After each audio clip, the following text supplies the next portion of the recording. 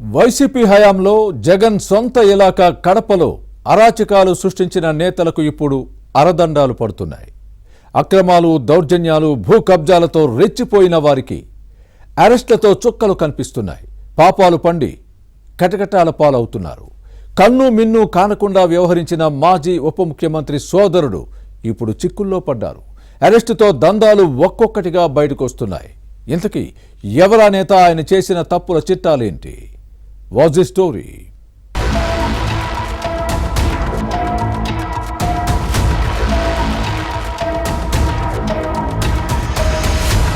YCP హయాంలో అధికారాన్ని అడ్డం పెట్టుకుని అడ్డగోలు వ్యవహారాలు సాగించిన నేతలకు కూటమి పాలనలో చుక్కలు కనిపిస్తున్నాయి. అధికార అహంకారంతో రెచ్చిపోయిన వారికి అరెస్టులతో చిక్కులు తప్పటం లేదు. ఎప్పుడు ఎవరి వంతొస్తుందో తెలియక టెన్షన్ పడుతున్నారు.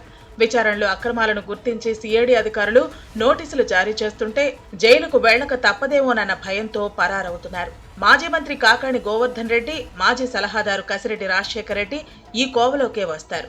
కొందరు ఇప్పటికే అరెస్ట్ అయ్యారు. అలాంటి వారిలో కడపకు చెందిన మాజీ ఉప ముఖ్యమంత్రి అంజాద్ బాషా సోదరుడు అహ్మద్ బాషా ఒకరు.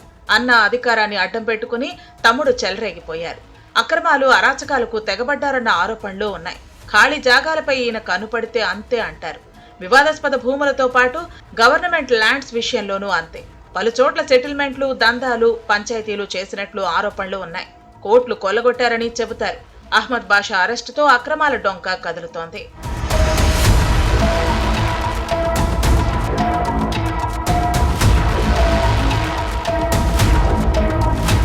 అన్న అంజాద్ బాషా ఉప ముఖ్యమంత్రిగా పనిచేయటంతో తమ్ముడు అహ్మద్ బాషా చెప్పినట్టు అధికారులు జీ హుసూర్ అనేవారు. కబ్జా స్థలాలు, కాజేసిన భూములను అక్రమ రిజిస్ట్రేషన్లు చేయించేందుకు సబ్ రిజిస్ట్రార్లు, రెవెన్యూ అధికారులను అహ్మద్ తన ఇంటికే పిలిపించుకుని వ్యవహారం నడిపించారనే ఆరోపణలు ఉన్నాయంటే మ్యాటర్ ఎంత సీరియస్ గా ఉండేదో అర్థం చేసుకోవచ్చు. ప్రభుత్వ భూములు ఆక్రమించి వెంచర్లు వేయటం, అనుమతులు లేకుండా ఇతరులకు విక్రయించి సొమ్ము చేసుకున్నారు. అలాగే మినిస్టర్ కాలనీ పేరిట దందా సాగించారు. దీనికి అనుమతులు లేవని నగర పాలక సంస్థ అధికారులు గతంలోనే ప్రకటించారు. కడప వినాయక్ నగర్ కు సమీపంలో వేసిన అక్రమ వెంచర్ విషయంలో అప్పట్లో టీడీపీలో ఉన్న జమీల్ బాషా స్థలాన్ని ఆక్రమించుకుని రహదారి నిర్మించడం వివాదాస్పదమైంది. దీన్ని ప్రశ్నించిన జమీల్ తో పాటు ఇతని సోదరుడు ముస్తాక్ పై 2022 నవంబర్ 11న అహ్మద్ బాషా దాడికి పాల్పడటంతో తీవ్ర గాయాలయ్యాయి. చివరకు బాధితులపై తీవ్ర ఒత్తిడి చేసి బలవంతంగా కేసులు రాజీ చేసుకోవడంతో పాటు ఆస్తిలో కొంత వదులుకునేలా చేశారు. చివరకు వారిని వైసీపీలో చేర్పించుకున్నారు. ఇంత జరిగినా అప్పట్లో పోలీసులు ఎలాంటి చర్యలు తీసుకోకపోవటం విమర్శలకు తావిచ్చింది.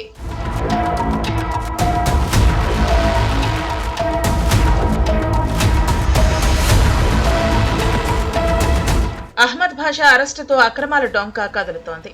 శాండ్, వైన్, మైన్ ఇలా అన్ని రకాల దందాలు చేశారన్న అభియోగాలు ఉన్నాయి. కడప శివారులోని కొండను అక్రమంగా తవ్వి గ్రావెల్ ను విచ్చలవిడిగా అమ్మి సొమ్ము చేసుకున్నారనే ఆరోపణలు ఉన్నాయి.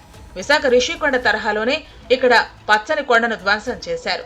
అంతేకాదు ఉపాధ్యాయులు, ఉద్యోగులు, పోలీసుల బదిలీల పేరిట భారీగా దండుకున్నారన్న అభియోగాలు ఉన్నాయి. కడపలో రౌడీయిజం చేశారట. ఇతను చేయని అక్రమాలు, ఆకృత్యాలంటూ లేవంటారు. తమకు వత్తాసు పలికే పోలీసులను నియమించుకుని ఇష్టారాజ్యంగా రెచ్చిపోయారు. పోలీస్ స్టేషన్లను అడ్డాగా మార్చుకుని అరాచకాలు సాగించారు. ఖాకీల సాక్షిగానే దౌర్జన్యాలు విచ్చలవిడిగా సాగాయి. అదేమని ప్రశ్నించే అవకాశం లేదు. నోరు తెరిస్తే అసభ్య పదజాలంతో చెప్పలేని, రాయలేని భాషల్లో తిట్ల పురాణం అందుకునేవారు. తెలుగుదేశం, వైసీపీ కార్యకర్తల మధ్య ఘర్షణ వ్యవహారం కడప 2 టౌన్ పోలీస్ స్టేషన్ కు చేరినప్పుడు అహ్మద్ బాషా ఖాకీల ముందు సైకిల్ పార్టీ క్యాడర్పై దాడి చేయడాన్ని పరిశీలిస్తే ఈయన టెంపరితనాన్ని అర్థం చేసుకోవచ్చు. ఆ సమయంలో టీడీపీ పొలిట్ బ్యూరో సభ్యుడు శ్రీనివాస్ రెడ్డి ఎమ్మెల్యే మాధవిరెడ్డిని అసభ్య పదజాలంతో దూషించారు. నీ ఇంటికొచ్చి బయటకీడ్చి కొడతానంటూ బూతులు తిట్టడాన్ని గమనించాలి.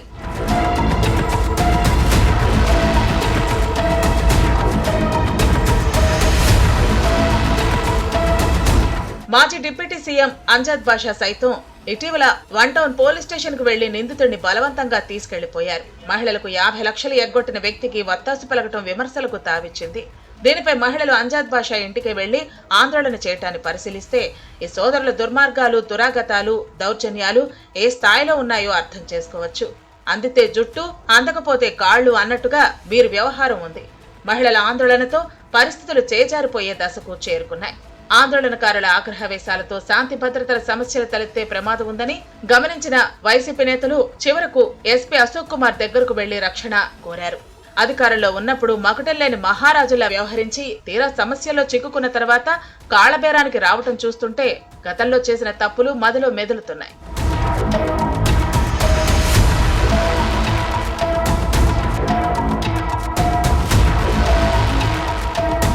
కడపలో ఇతర పార్టీల వారు కార్యకలాపాలు సాగించకుండా అడ్డుకున్నారు అహ్మద్ బాషా.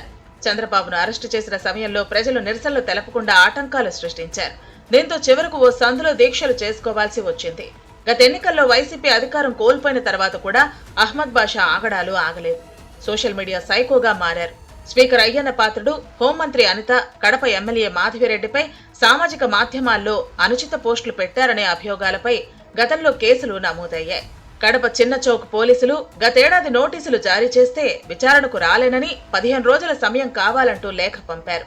తర్వాత విచారణకు రాలేదు. అహ్మద్ బాషా అరెస్టు తర్వాత కడప ప్రజలు బాణాసంచా కాల్చి సంబరాలు చేసుకున్నారు అంటే ఎంత రిలీఫ్ గా ఫీల్ అవుతున్నారో అర్థం చేసుకోవచ్చు.